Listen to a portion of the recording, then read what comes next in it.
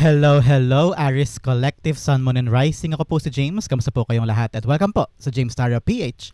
Diretso na po tayo sa inyong weekly reading for June 9 to 15. So Aris, tulad na kagawian ha, kunin mo lang yung maka-resonate ka and leave the rest. Yung pong ibang impormasyon ay para po sa ibang Aris yun, kaya relax ka lang. Enjoy our reading for today and use your intuition para makuha mo yung akmang-akmang mensahe sa'yo ng yung spirit guide sa ating reading for today. So Aris, thank you again for not skipping the ads saka po sa mga donations po ninyo. Maraming salamat po sa inyong support at pagmamahal and also your generosity po sa ating channel every time na meron po tayong reading for Aris. So Aris, ano naghihintay sa inyo ngayon June 9 to 15? Inhale and exhale. At the center of your reading you have the Three of Wands. Beautiful. In the area of what you want, you have the Knight of Wands. In the area of what you need, you have the Four of Swords. In the area of what's affecting your current energy, you have the Six of Cups. Beautiful, beautiful. In the area of your near future, meron ka Knight of Cups. Lovely, lovely. In the area of your challenge this week, meron ka Knight of Pentacles. Tatlong knights nandito mo. Talagang ito'y all about your movement, Aris, this week. Okay? Your movement, your plan, your acceptance of the opportunity. Ang ganda ng alignment ng tatlong knights dito sa iyong cards for this week. In the area of your fortune, you have the Eight of Cups. Lovely. In the area of your divine advice, meron kang Five of Wands. At ang outcome mo this week, Aris, bago tayo tumulay next week, ay isikreto muna natin. Tingnan natin maya-maya sabay-sabay kung ano magiging outcome mo this week for your sign. Okay, so bago natin basahin in detail mode ang bawat cards, ano muna yung lingering energy mo for the week? Ito yung nasa background mo this time. A powerful energy na makaka-apekto sa'yo sa buong linggong ito. You have the Judgment card. This week, ikaw ay protected by Archangel Gabriel, Aris. So, asahan mo na ikaw ay protektado, naligtas ka ngayong linggong ito na kung ano man ang sisimulan mo, kung ano man ang mga worries mo, know that you are protected, that you are guided by Archangel Gabriel here, telling you na magiging okay ang lahat. Okay, Aris? Panimula yun, magiging okay daw ang lahat. You don't have to worry. And daanan mo lang kung may problema ka man this week o kung meron kang dapat kaharapin, and know na ikaw ay protektado talaga, okay? Have that in your mind and in your heart, and everything will go smoothly as it should bilang ikaw ay gabay na gabay ni Archangel Gabriel. Nakikita ko yung pakpak niya, I don't know why, parang pa ganun, payakap. So parang niyayakap ka niya. So that's the image na nakita ko for you, Aris. So with the Judgment card here, telling you na kailangan mo daw this week magising sa isang katotohanan. Meron ko daw mga bagay na madidiscover this week na ito, Aris. Okay? So whether it's all about your love life o sa career mo o sa mga bagay na gusto mong gawin, meron kang tinutumbok ngayon, meron kang inaasikaso o meron kang hinihintay like nakita ko dito sa Three of Wands na meron kang hinihintay na dumating this week.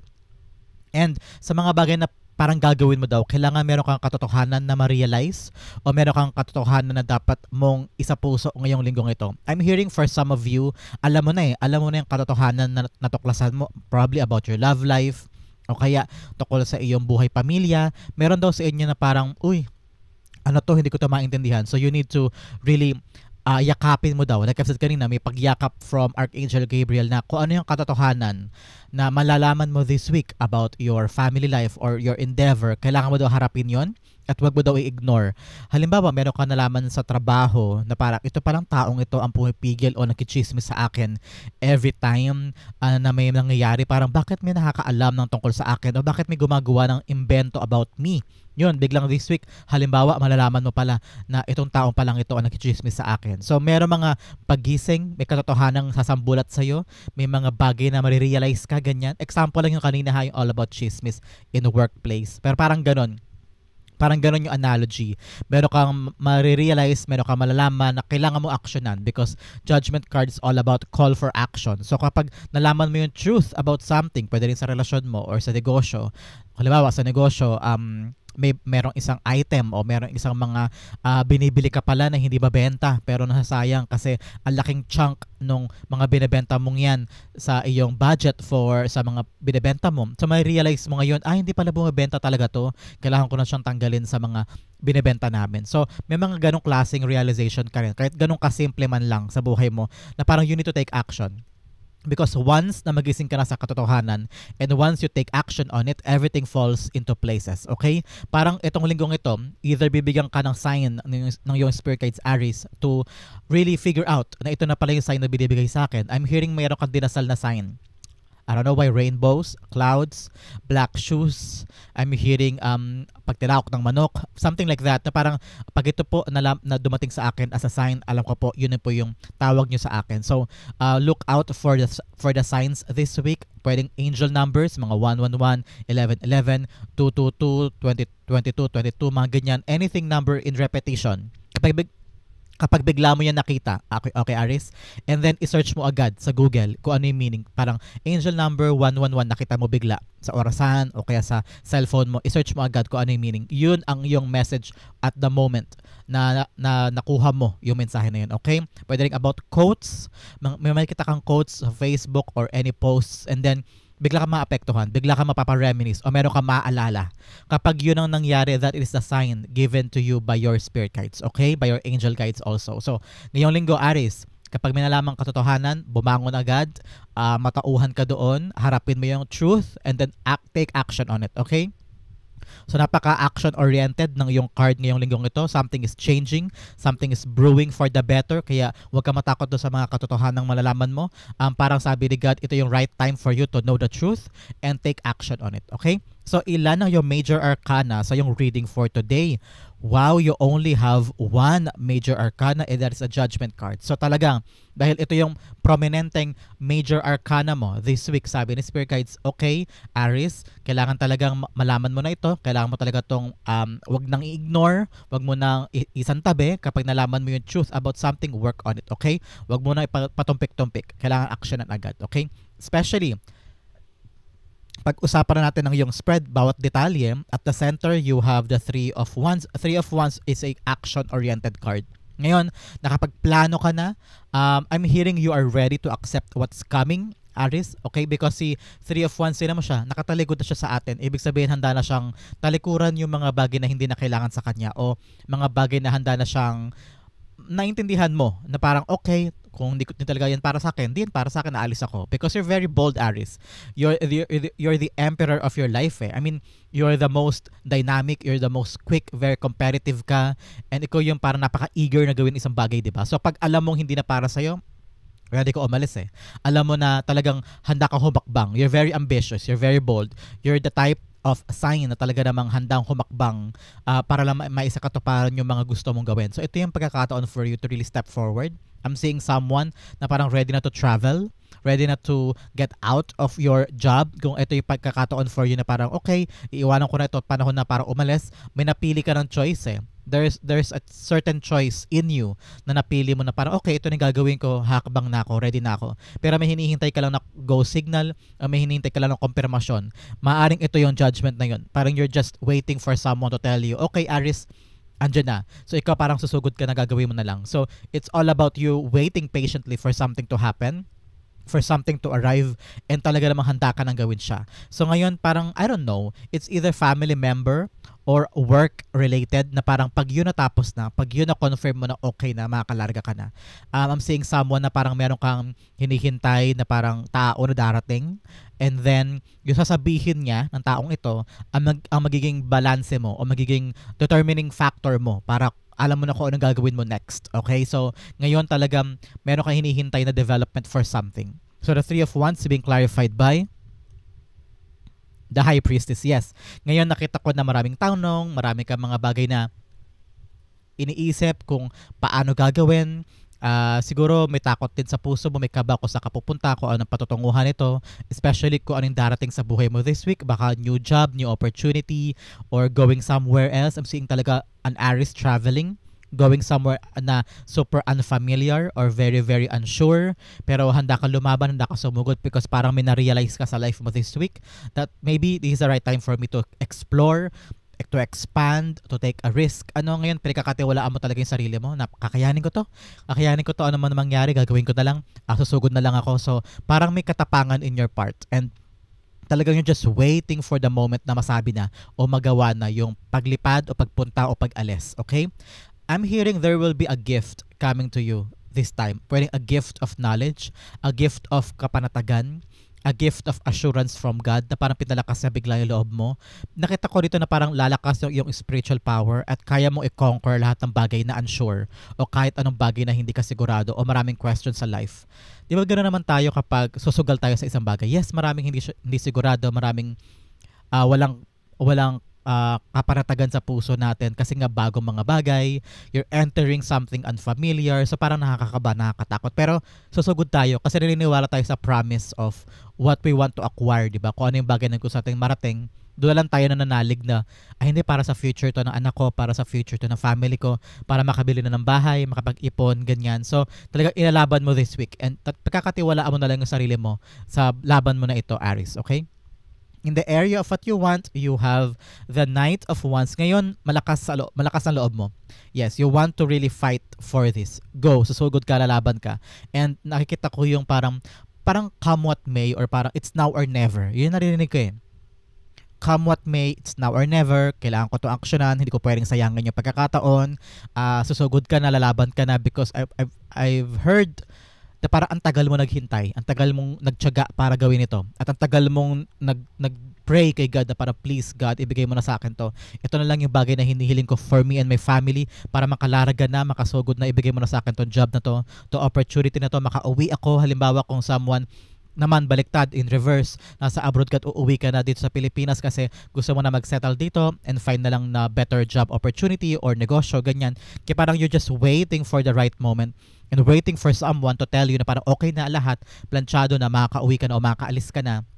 And then, pinagkakatiwalaan mo na lang talaga yung plano mo, yung tatag mo, at saka yung promise sa isip mo at sa puso mo na ito yung gagawin ko and I will make sure, especially here with the Knight of Wands, you want to make sure na magagawa mo siya. Ang lakas ang motivation mo this time to accomplish man kung ano man po itong balak mong gawin ngayong linggong ito, Aries. Makauwi, makalipad, makapagtayo ng negosyo, o kaya may gawin kang endeavor, makapasa sa exam, o makasugod sa isang bagay, matapos na yung isang papeles, matapos na yung isang endeavor na ginagawa mo.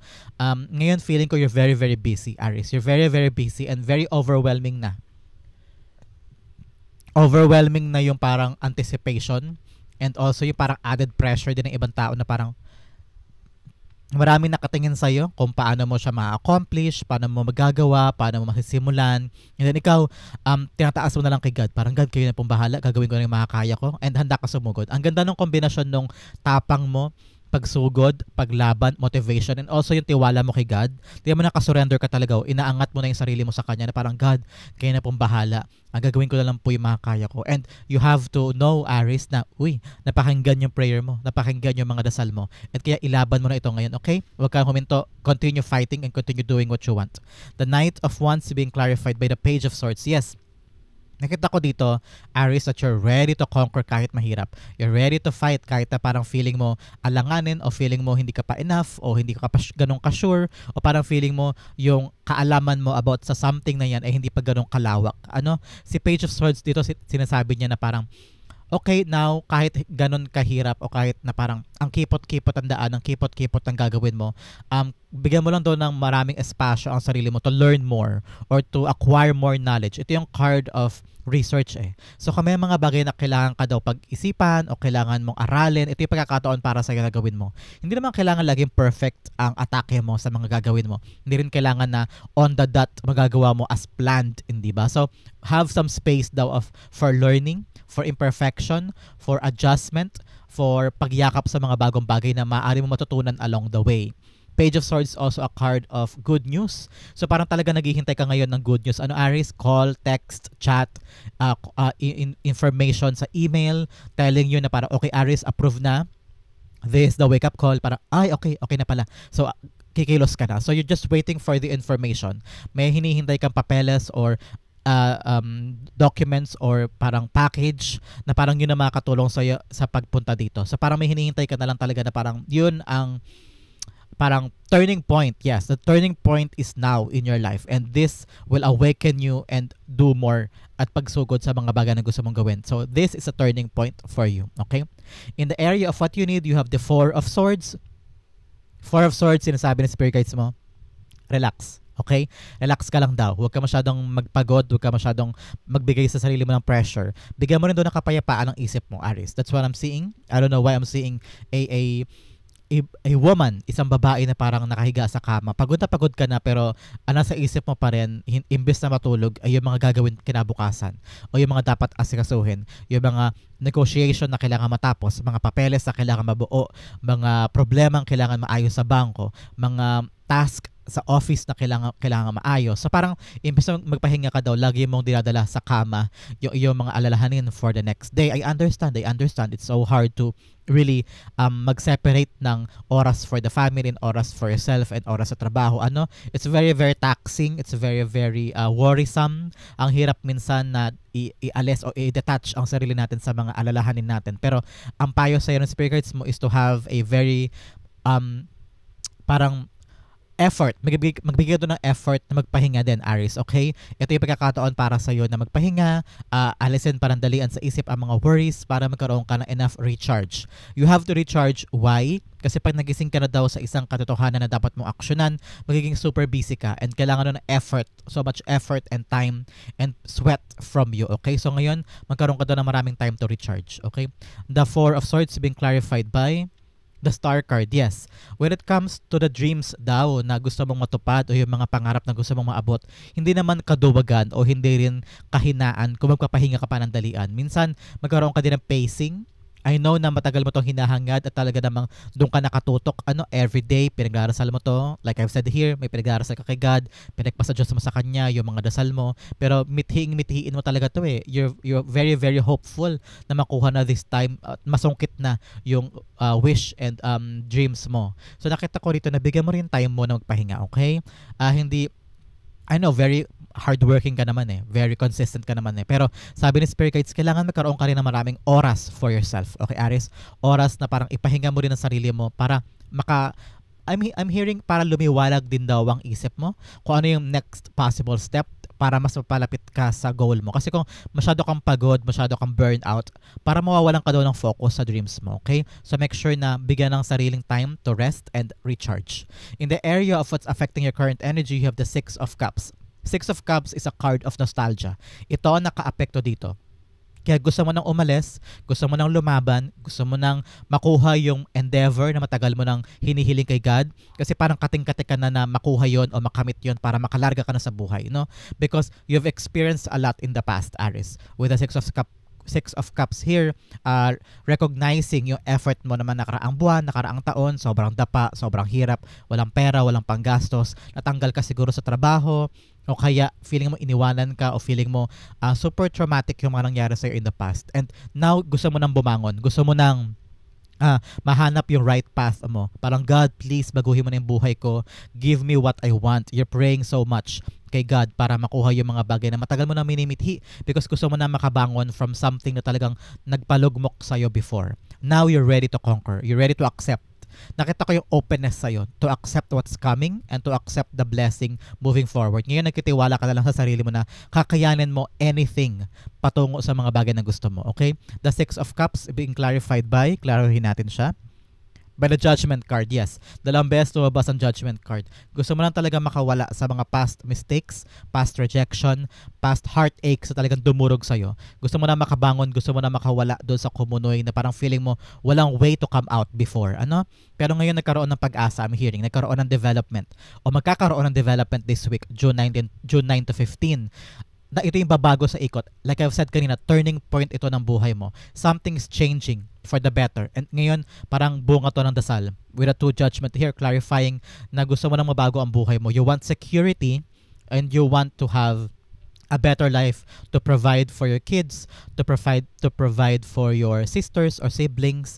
Nakita ko yung parang attachment sa family and gusto mo na talagang mabago. Gusto mo ibigay ang lahat pero parang kaakibat nun, alam mo na kailangan maaprobahan mo na ni God yung mga action mo in order for you to have a very smooth sailing na paglalakbay. In the area of your near future, ito maganda. Mag-rejoice tayo, Aries. Because you will get an offer in the near future. Pwedeng offer of love. Kung meron sa inyo naghahanap ng pag-ibig sa panahon na ito na, konfirmasyon. May someone will come to you and offering you a love offer. Parang mayroong magtatapat sa inyo. Bigla-bigla, magugulat ka na lang with the judgment here na parang, ay, okay, may bet mo pala ako, ganyan. O kaya, bigla-bigla makakakilala ka ng tao na parang perfect match kayo and nandun marirealize mo at magugulat ka na lang na bet ka rin pala niya o kaya gusto niyang magtapat sa'yo and magkaroon kayo ng leveling up of the relationship, okay? But for some na hindi naman love life ang hinahanap, I'm seeing here in the future, landing a better job. Approaching something na swak ka. Like I said, parang perfect fit. Turning point ito ng buhay mo. You will be getting the job that you want, the career that you want, and an opportunity na kinakailangan mo para sa buhay mo para magbago.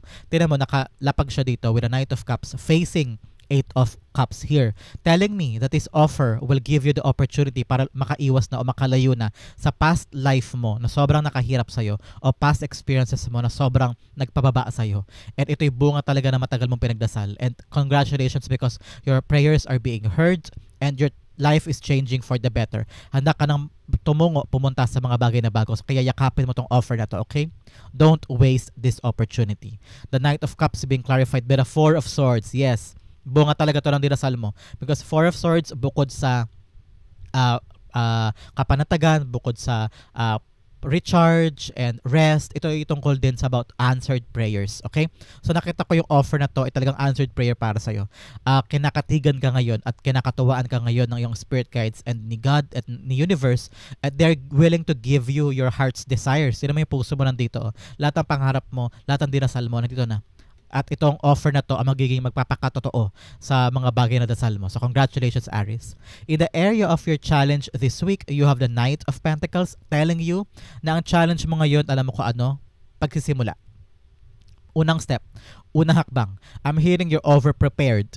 Naplano mo na to for a very long time. Ilang beses mo na tong inisip, ilang beses mo na tong isip-isipan o pinagtanong-tanong ko kanino sa family members mo siguro, sa parents mo, sa kapatid mo na, uy, ito kaya gagawin ko, paano kaya? Tapos ikaw natimbang mo na din, napagnilay-nilayan mo na. So parang I'm hearing parang hinihintay mo lang kasi, Aries, right timing, parang right timing, gagawin ko to kapag okay na, gagawin ko to kapag naramdaman ko na, gagawin ko to kapag alam kong ready na ako. Pero sabi ni Spirit Guides, and I read a quote somewhere, na hindi mo daw malalaman ang right timing unless humakbang ka. Kapag humakbang ka na at kumilos ka na, doon mo daw matetest yung water at doon mo daw mararamdaman na, okay, kaya ko pala to, ready na pala ako. Because if you're just preparing about something and iniisip mo lang kung ready ka na ba, you will be never ready. Okay? Kasi nasa isip lang at hindi ka uma-action. Kapag uma-action ka na, doon mo daw mararamdaman at doon mo matatansya kung talagang handa ka ng suungin yung bagay na yun. So, step forward, ihakbang mo na yung paa mo, ilaban mo na itong mga plano mo, and go with your plan and with your focused goal. Okay? So, ngayon, armored ka na nakabalot ka na ng armor. Ibig sabihin, handa ka ng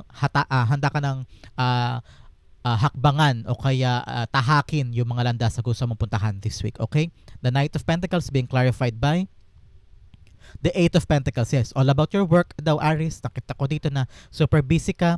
You have researched a lot, did a lot para lang maging prepared ka dito. Nakita ko rin talaga with the moon here telling you na parang for a very long time, maraming beses kang gumugol sa paghahanda para dito. It's either about your negosyo, parang ang tagal mo din nag-research o ang tagal mo nag-isip-isip kung paano saan kukuha ng supplier, anong magandang pwesto, saan maganda ilagay, ano yung mga magandang ibebenta, ganyan. So parang ang tagal mo doon nag-prepare. Ganon din sa trabaho at mga bagay na gusto mong simulan ngayong linggong ito. Parang ang pumipigil sa'yo ay umandar because both of you, parang pareho sa image ito, tinan mo. Both are sitting lang, nakaupo lang and looking around at walang pag-andar. So sabi ng Spirit Guides, Aries, kailangan mong talagang mag-move ka at gumalaw ka na. Gawin mo yung bagay na gusto mo. Simulan mo na siya ngayon. Okay, Aries? Especially kapag nagising ka na sa isang katotohanan na parang, kaya ko naman pala. Madali lang pala. Eto na pala, kaya ko na, lalaban ko, susugod na ako, gagawin ko na siya. Okay? In the area of your fortune this week, Aries, you have the Eight of Cups. Eight of Cups telling you na ngayon may pagkakataon ka talaga na umalis na. Especially here. Kung sa core energy mo, naghihintay ka lang na parang hahakbang na lang, you're waiting for the right timing, you're waiting for the confirmation, you're waiting for the go signal, at pinagkakatiwalaan mo yung sarili mo. Pero confirmation sa atin ng area of your fortune, the Eight of Cups, telling you na yes, makakaalis ka na. Yes, makakalarga ka na. Yes, magagawa mo na. This is a yes sign telling you na push, gawin mo na yan because nakita ko dito na you're now conquering new heights. Hindi madali, hindi rin sure, especially with the prominence of moon here, na parang ang daming questions, ang daming mga unsure things, pero okay lang yan, kakayanin mo yan, basta buo sa loob mo yung gagawin mo at katapangan from you to really conquer this. Kakayanin mo at magagawa mo yung plano mo. Okay? The Eight of Cups being clarified by, kung makukuha ko siya, ay niya magpakuha. Ayan, 8 of Wands. Wow, 8 is abundance. 8 of Cups and 8 of Wands, 8 is abundance. So napaka-abundant, napaka-mayabong at saka talaga maswerte mo this week, Aries, because something that you're leaving behind will give you the right door to your abundance, the right door for your opportunity, yung talagang nakatadhana mong puntahan, because 8 of Wands is a card of right direction, right track, card of good news, card of something quick yung darating sa buhay mo because it's a quick movement. So meron doon darating sa buhay mo this week na talaga namang magbibigay sa'yo ng kalakasan to really live and move at puntahan na yung mga bagay na para sa'yo. So I'm hearing magkakaroon ka talaga ng opportunity ngayong linggo. Magigising ka sa isang katotohanan. Baka mamaya biglang may tumawag sa'yo, uy sis, may opening dito, apply ka, di ba nakatapos ka ng ganito. Biglang mabilis yon, hindi mo yung inasahan, quick movement, and then ikaw makapatayo ka na lang at sige puntahan kita dyan tomorrow, sige apply tayo. So para may quick movement from your part, entering a new door of opportunity na talaga namang pupunta ka sa right track. Okay, Aries, napakaganda. In the area of your divine advice, ito ang payo sa iyo ng spirit guides mo, Aries. With the 5 of Wands telling you na parang dapat daw hindi mo ginagawang komplikado ang mga bagay-bagay, okay? Just do the right thing. Back to basics ka. Kung paano yung mga simpleng paraan o simpleng approach sa isang bagay, yun lang daw gawin mo. Huwag mo daw gawing komplikado yung mga bagay. Huwag mo masyadong isama din yung drama, emosyon, and huwag mo daw personalin na mga approach mo sa mga gagawin mo this week, Aries. Learn to detach your emotion sa iyong gagawin, sa iyong action. Make sure also that you learn a lot from your colleagues, from your co-workers, from your family. Kung meron mga tao sa paligid mo na parang kine-criticize ka, o kaya pinupuna-puna ka, o kaya binabash ka, isipin mo na lang na, okay, ano ba yung mga sinasabi nila? Baka may matutunan ako doon. I-apply mo yun sa sarili mo, okay? Para maging much better Aries ka. For some, nakita ko dito na in order for you to win a competition, because 5 of Wands is also a card of competition, winning the battle, winning the competition, rising up, rising above the competition. Nakita ko dito na ipamalas mo daw yung skills mo, ipamalas mo yung kakayanan mo, trust yourself. Like I've said kanina, wag mong i-complicate ang bagay-bagay. Simplihan mo lang, yun lang yung magiging approach mo, and malay mo, yun ang maging tamang paraan para manalo ka dito o mapagtagumpayan mo tong laban na ito, okay? The 5 of Wands being clarified by the 9 of Swords. So, this conflict, or ito mga kaguluhan sa isip mo rin siguro, I'm feeling na sobra-sobra ka nang na-stress, sobra-sobra ka nang nag-worry. So make sure na ibaba mo daw yung mga stress and worry. Some of your worries will not come true, okay? Some of your stress will not come true. So make sure na yung overthinking mo, i-die down mo yan, i-crank mo by 0. Make sure na hindi ka pinapangunahan talaga ng emosyon at takot, and you will come up above. Nakita ko dito na kaya mo naman lagpasan ito, Aries. You have daw the skills, the boldness, and the competitive attitude para malabanan at patalo mo itong mga bagay na kailangan mong pagtagumpayan. So karaniwan, I'm hearing, ito ang mensahe talaga, I'm hearing, isip mo lang daw ang kalaban mo this time. Yung takot mo ang kalaban mo this time, yung worries mo ang kalaban mo. So kapag na-eliminate mo na itong mga worries, takot, pangamba, and duda, mananalo ka sa competition na ito, okay? Ang outcome mo na napakaganda at interesting, ramdam ko interesting siya, pag-usapan natin later. But first, let's have additional messages from a divine. Ano yung karagdagan nilang mensahe para sa'yo na kailangan mo malaman this week, okay? First, you have temporary situation. O kung ano man daw yung mga problemang ito, Aries, temporary lang daw yun. So wag ka nang mangamba, wag ka nang problema, because the problem is just temporary. Malalagpasan mo agad yan. Okay? Message, you have December. O meron po ba sa inyong importance ang December? Probably a family member na birthday ito, o kaya may magaganap sa inyo sa December. Congratulations, because I'm hearing that it's really something beautiful and life-changing. That's what I'm feeling. Life-changing and something na very definitive and talagang memorable. So sa December.